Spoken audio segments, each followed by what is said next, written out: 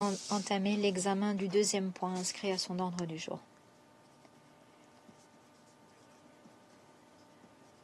Je donne la parole à Monsieur Khaled Kiari. Vous avez la parole. Monsieur le Président, merci de me donner l'occasion de m'adresser au Conseil de sécurité sur cette question essentielle. Depuis l'adoption de la résolution du Conseil de sécurité 2477 en 2019, le nombre de personnes touchées par les conflits armés, y compris les personnes portées disparues dans ce contexte, n'a cessé d'aller croissant. En 2024, le CICR a enregistré 56 000 nouveaux cas de personnes disparues.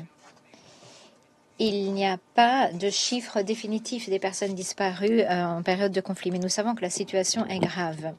Le droit international humanitaire, s'agissant des personnes disparues, interdit les disparitions forcées et exige des parties au conflit qu'elles prennent toutes les mesures possibles pour retrouver les disparus, tout en consacrant le droit des familles à obtenir des informations sur le sort de leurs proches disparus. Cette question est éminemment urgente dans de nombreuses situations de par le monde. Les hostilités en cours opposant les groupes armés palestiniens à Israël continuent de susciter une très vive préoccupation et la résolution 2474 du Conseil de sécurité devrait s'appliquer. Nous nous félicitons de la libération d'Eden Alexander, otage à Gaza, ressortissant américain. C'est une source d'espoir. À l'instar du secrétaire général, je me félicite de voir que Eden Alexander a pu retrouver sa famille et ses proches après cette expérience tragique. Cependant, nombre de personnes restent portées disparues. 56 otages israéliens, dont 35 sont présumés morts, n'ont toujours pas été retrouvés à Gaza. Malgré des appels récurrents de la part des Nations Unies et du CICR, aucune information crédible n'a été fournie sur les conditions de vie ou le lieu où se trouvaient les otages. L'accès par les acteurs humanitaires impartiaux a été refusé.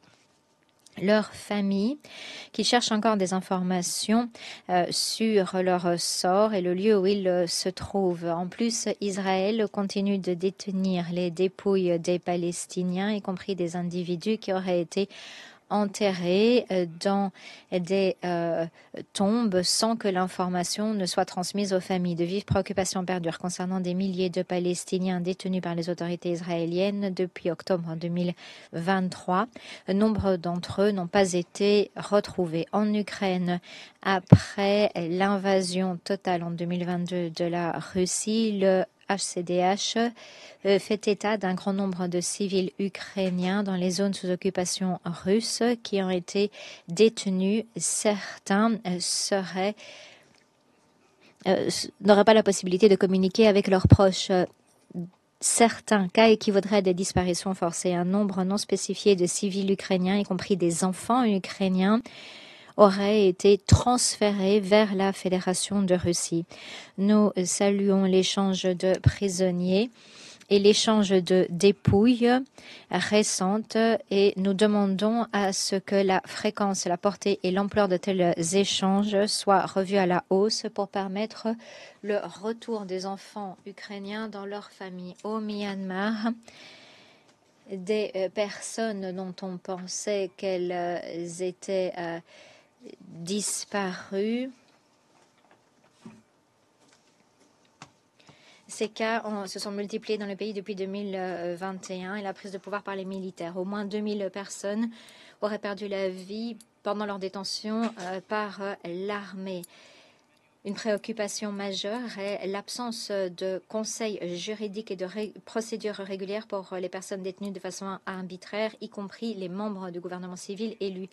Les familles des personnes disparues en période de conflit ne savent toujours pas où sont leurs proches. Sur la péninsule coréenne, nous invitons les parties à faire fond sur les efforts précédents et à continuer de rapatrier les dépouilles remontant à la guerre de Corée dans les pays respectifs. En Syrie, la crise des personnes disparues a été une caractéristique tragique du conflit. Les familles syriennes ont clairement expliqué que savoir quel était le sort des disparus, où qu'ils soient et quelle que soit la façon dont ils sont disparus, est essentiel pour la paix pérenne et la justice de transition. Vu l'ampleur et la complexité du défi, l'effort doit être collectif. Il doit être mené sur le plan national avec le soutien de la communauté internationale. Les Nations Unies saluent l'engagement pris par les autorités provisoires de Syrie et les encouragent à travailler avec l'institution indépendante sur les personnes disparues en République arabe syrienne. Les disparitions des proches provoquent des traumatismes pour les familles et les communautés.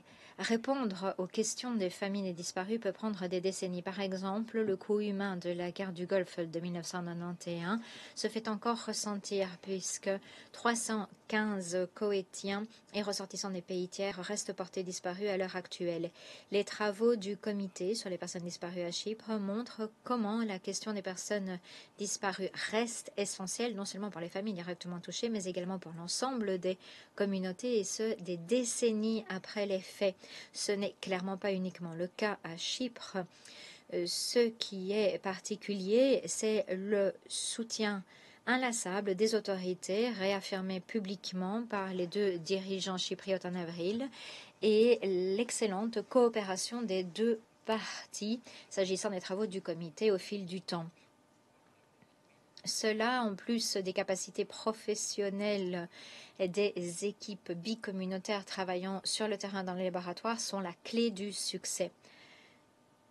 Et ce succès permet également de créer des conditions favorables au règlement pacifique de la question chypriote.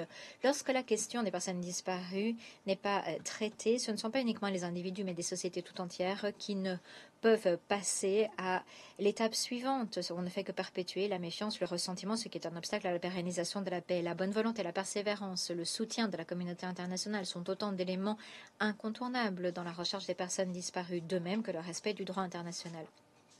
La résolution 2474 doit être pleinement mise en œuvre de toute urgence. Les Nations Unies restent déterminées à venir en aide à toutes les parties concernées, y compris en ayant recours aux bons offices du secrétaire général. Je vous remercie, Monsieur le Président. Je remercie Monsieur Khari de son exposé.